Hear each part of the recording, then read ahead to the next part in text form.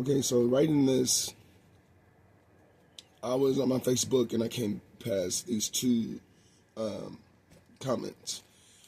One, it says, your character is built in your time of controversy and conflict, not in comfort and convenience.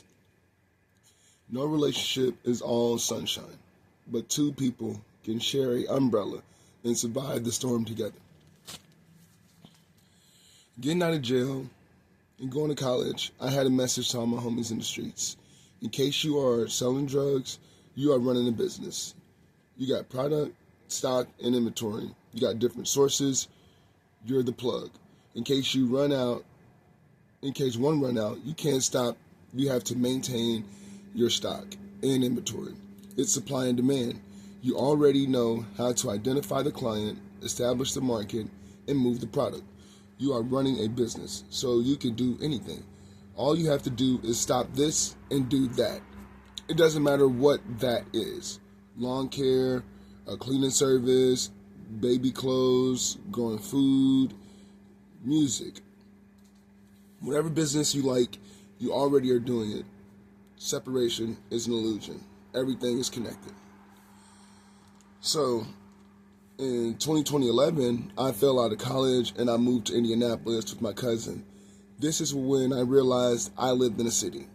When there was no beer sold in the gas station, no cold beer in the liquor store. It had a lock on the door, so when you were in, you was locked in until they pushed the button. I literally found out what the airplane song meant by B.O.B. Airplanes in the night sky, they're like shooting stars. I can really use a wish. Every time I looked up, there was 3 or more planes in the sky. Sometimes dozens. I worked 2 jobs, both entry level, at $7.50 an hour. So I was making 15, but I wasn't. From 2009 until 2016, I always had 2 jobs. I was deep into money, image, and status, selling for money, sex, and drugs, and on my way to credit, insurance, and security. After a year in my 4th state, Wisconsin, Mississippi, Indiana, again, expanding my comfort zone and going through the unknown, I had 2 jobs within a month. It showed me, in case you want to work, you will find work.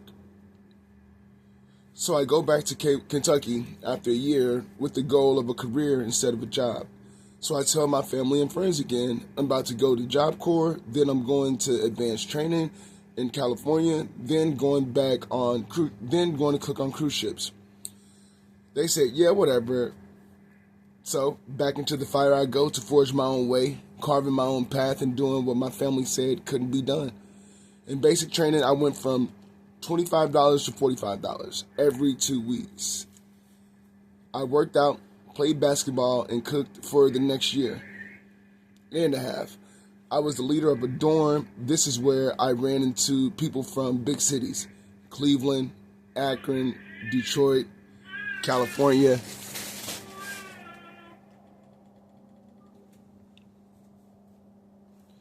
Florida, DC, Baltimore, Dayton. A guy from Cleveland told me about bar none. I asked him, what does that mean? He said, here's the bar. Nobody is above the bar. Nobody is below the bar. Everybody gets the same treatment, from a baby to a grandparent. Everybody got to have respect. The first day we have a meal, the culinary trade made us. The director told us,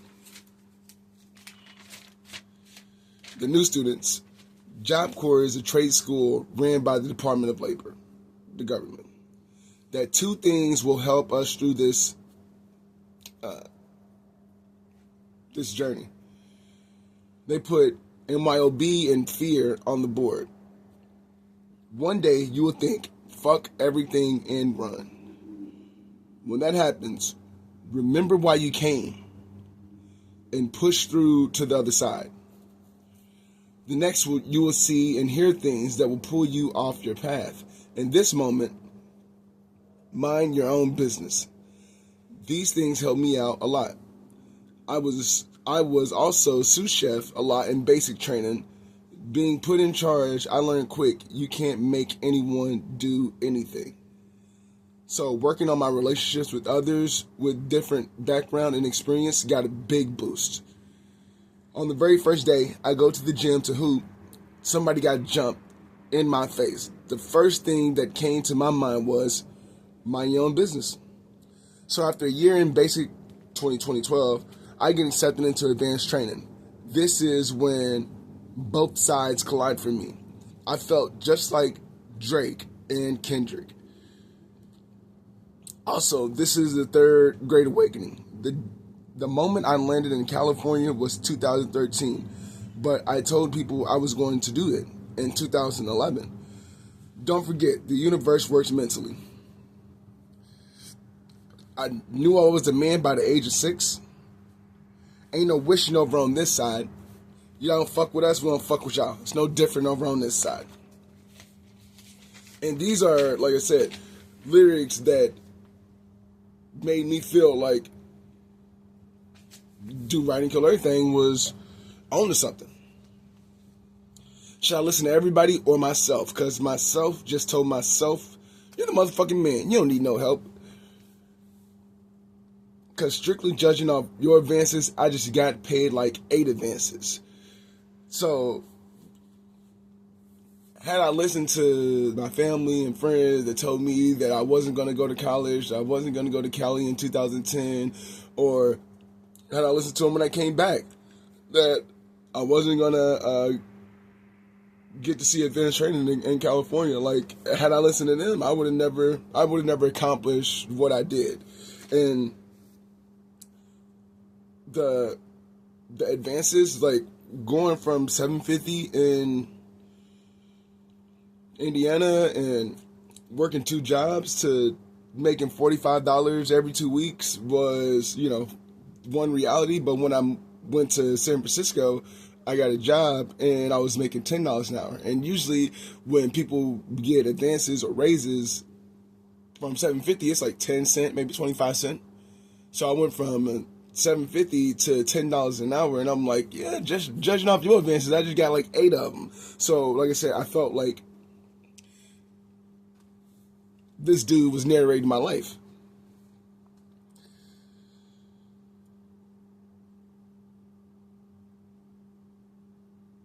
Control came out, and we were in class, the kitchen.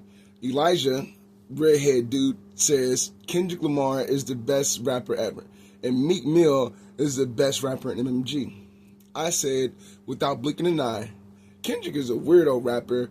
He ain't the best. Elijah says to me, do you really believe that? Or are you just saying what you heard someone else say? Again, without blinking, I said, I heard someone else say that. All the songs on the radio that I heard by him, I like Swimming Pools and Poetic Justice and Bitch Don't Kill My Vibe. He told me to listen to and gave me Section 80 and Good Kid, Mad City. I told him Meek Mill ain't even better than Wale. He gave me Dreams and Nightmares and Dream Chasers 3. I came back the next day and said Kendrick Lamar is the greatest rapper ever. Nobody is talking about what he's talking about, the way he covers it, and the approach they take. I've never heard it before. This is when I heard his first book. And the first song I knew, I found my new family. He said,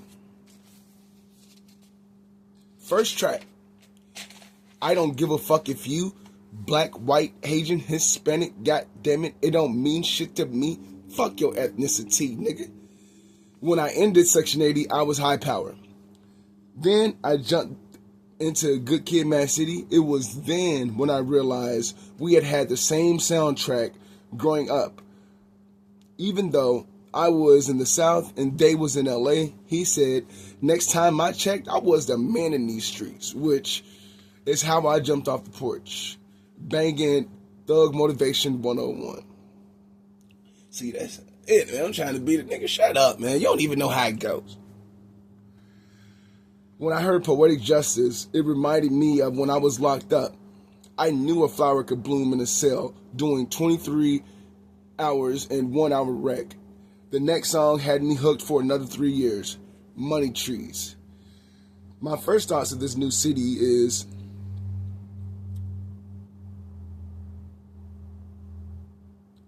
man, these people are rude. 2013 San Francisco. I can write a book about the stuff I seen in the city. 3 guys from Kentucky Job Corps met in San Francisco Advanced Training Job Corps. CJ wrote, spread the peace on a boarded up window, and it started a movement. Now, to put this in perspective, there are over 120 job corps, and only 33 people made it into advanced training. Me and Elijah was in the same class. And the 3 guys from Kentucky Job Corps was in the same quad, meaning there was 2 rooms with 2 beds in each room, and we had a shared TV room, and each room had a shower. So our goal for Spread the Peace was to get people to throw up the peace sign. Simple. I had got a job at Joe's Crab Shack, and I was out with some of the advanced training students and some people from work. We was going to a party that another coworker, Candace, was throwing. We was waiting on Ocean Beach at a bonfire drinking. Some people came up and asked to share the fire. We said yeah. They got drunk, and we was just drinking and waiting for a ride. One guy from the other group threw a box onto the fire. We asked him not to. The wind blew the box off while it was on fire, and the embers went towards the ladies we was with. It was me, Ben, with 4 other ladies, and 3 drunk douchebags. I grabbed the box and throw it off of the fire pit onto the sand. We bury it in the sand. It's over. No. One guy says, blah, blah, blah, blah, blah, this nigger. Then his friend says, hold up, you can't say nigger. I said, you just said it too, so what's the difference? I saw Ben clutch his fist, but he was sitting down. I could have took all 3 drunk dummies, but we just started to spread the peace. In case I wasn't peaceful now, what was the point? I saw this as a test. So I make an attempt to defuse the confrontation, and they just let go like a chainsaw. Justin Bieber. In case you ain't know, Justin Bieber said the N-word, and it's on YouTube, but he let it off like a chainsaw. This would be where people will put that picture or that little clip of a GIF, but I'm not hip to the editing yet, so just think of that when you get to that. Within 2 minutes, a horn honks and our ride showed up. The next day, it spread around the advanced training like wildfire. CJ and Superman is now in the class, and they both was like, man, in case we was there, we would have. I was like, yeah, I know. I'm glad you wasn't there, because we are the face of the movement. What would it look like in case we fighting and not spreading peace? It hit me on Ocean Beach like a ton of bricks. No matter where I go, they will always see me as a nigger. Ocean Beach is the furthest you can get in the United States. There's no other land. After where I was standing at, there was nothing but beach. Like nothing but water as far as you can see. So while working in the dish pit at Joe's Crab Shack, I didn't get off until 2 or 3. Then ride the bus back to Treasure Island. I'm allergic to shellfish.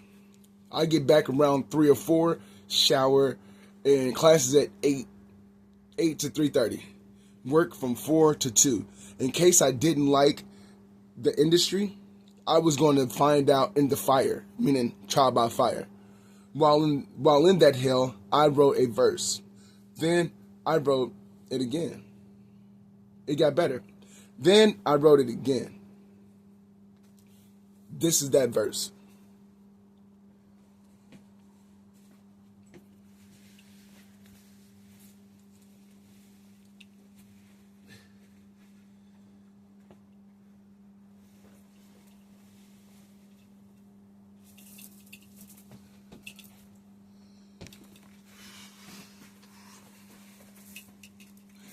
Don't give up, you got too much to do, dude. If you think success is easy, then you was a damn fool.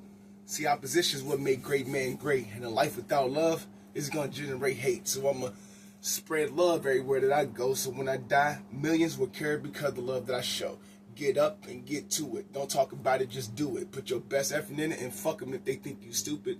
I believe that you have everything that you need to succeed. But when life cuts you or bruise you, you can't stay on your knees. Just take a second and breathe. And then rise again. This is the race, my friend, so keep pressing to the end. Here's something to think about on your way to the finish. Life is a road and you ain't the only one in it. Death is at the end, and now we don't know if it hurts, but what matters is how you get there, not who's coming in first. And this is the verse that I made in 2016 and 17 while creating the charity. I expanded the verse even more. And I'll tell you about that when we get there.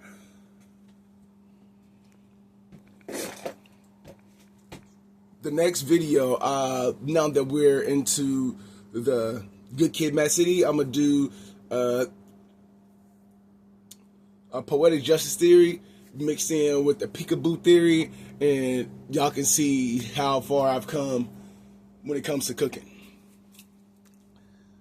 Separation of delusion, everything is connected. High power.